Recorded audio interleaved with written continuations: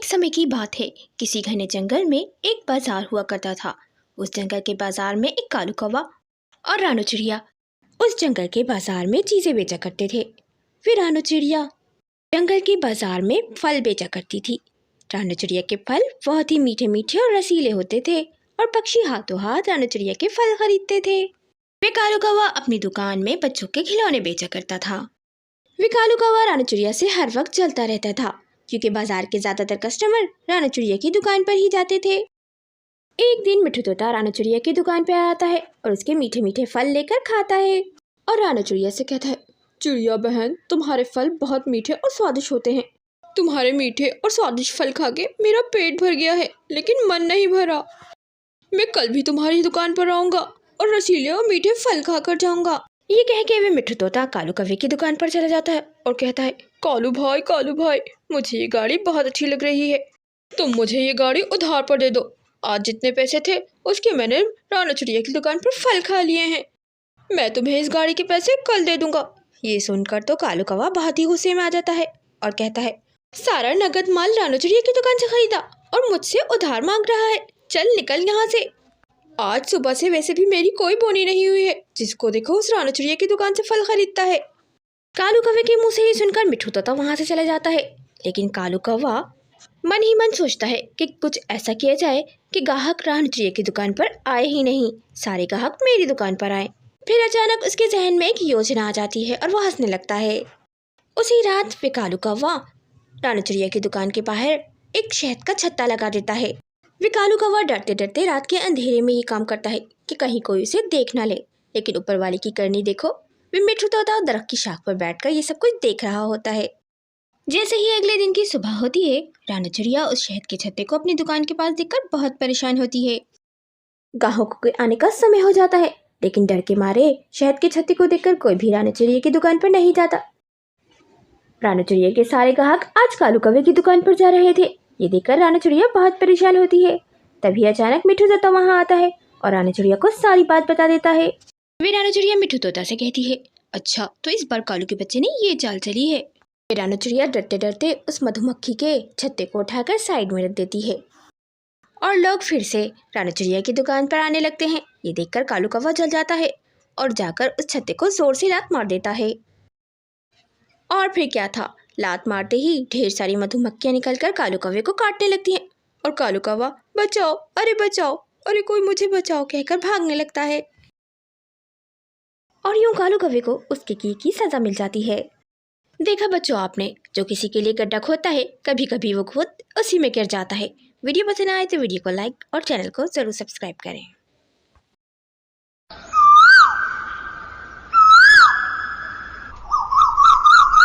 ये कहानी शिमला के जंगलों की है, जहाँ एक रानू चिड़िया अपने दोनों बच्चों के साथ रहा करती थी।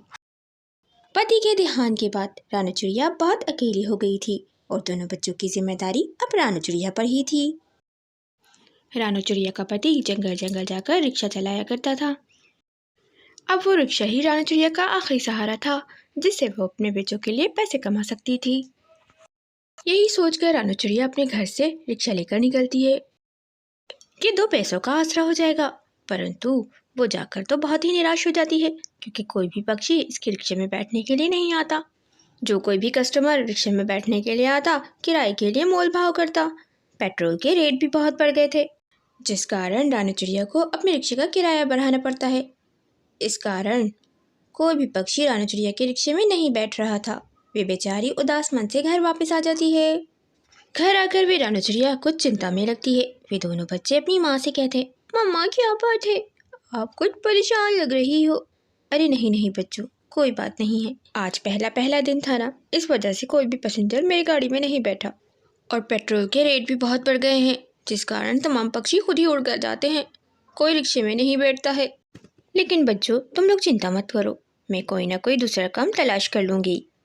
ये कहकर चिड़िया अपने दोनों बच्चों को तो मुतमईन कर देती है, लेकिन अंदर से खुद बेचैन हो जाती है। और अगले ही दिन फिर रानू चिड़िया उल्लू सेठ के घर काम मांगने के लिए जाती है। लेकिन जब उल्लू सेठ के घर पहुंचती है तो देखती है कि उसके घर पर तो बड़ा सा ताला लगा हुआ है। उस ताले को तो देखकर रानू चिड़िया बहुत परेशान हो जाती है। रानू चिड़िया को वहां देखकर पक्षी उसे बताते हैं कि उल्लू सेठ 1 हफ्ते के लिए दूसरे शहर गया हुआ है। ये सुनकर तो रानी चिड़िया और चिंतित हो जाती है और निराश मन से अपने घर वापस चली जाती है। घर आके वे रानी चिड़िया अपने दोनों बच्चों के साथ बातें कर रही होती है कि अचानक वहाँ हरी काकी आ जाती है और उसे बताने लगती है कि जंगल में सर्दी बहुत बढ़ गई है।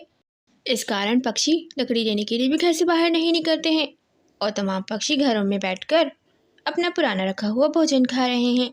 जंगल में पास में कोई ढाबा भी नहीं है कि वहाँ जाकर ताज़ा ताज़ा भोजन खा लिया जाए। इन सर्दियों में तो मुझसे खाना भी नहीं पकाया जाता है। हरी काकी के मुँह से ये बात सुनकर रानी चिड़िया के दिमाग में एक योजना आ जाती है। क्यों ना मैं अपने रिक्शे पर गर्मा गर्म अंडे पराठे और चाय का स्टॉल लगाऊं। सुबह सुबह तमाम पक्षी मेरे रिक्शे वाले ढाबे पर नाश्ते करने के लिए ज़रूर आएंगे।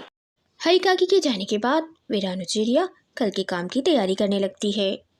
आज भी जंगल में कड़ाके की सर्दी थी और भी कोई भी पक्षी अपने घर से नहीं निकल रहा था। अगले दिन की सुबह रानी चिड़िया सुबह सुबह उठ जाती है और अपना रिक्शा तैयार कर लेती है और मन ही मन सोचती है, मेहनत करने वालों की कभी हार नहीं होती, और उसमें अंडे और चाय पराठे का स्टॉल लगा लेती है और आवाज़ें लगाने लगती है, आ जाओ रानी चिड़िया का गर्मा गर्म पराठा खा जाओ, वो भी बहुत कम पैसों में। ये आवाज़ जब पक्षियों के घरों तक जाती है, तमाम पक्षी भागम भाग रानी चिड़िया के रिक्शे वाले ढाबे पर गर्मा गर्म चाय पराठा खाने के लिए आ जाते हैं।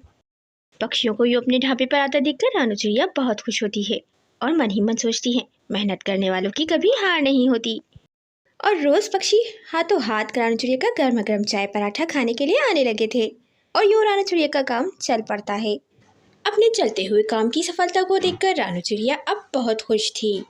मेहनत और लगन के कारण यूँ रानी चिड़िया की ज़िंदगी बदल जाती है और अपने घर में अपने बच्चों के साथ खुशी खुशी रहने लगती है। बच्चों, इस कहानी से हमें सीख मिलती है कि मुश्किल समय में हमें हिम्मत नहीं हारनी चाहिए।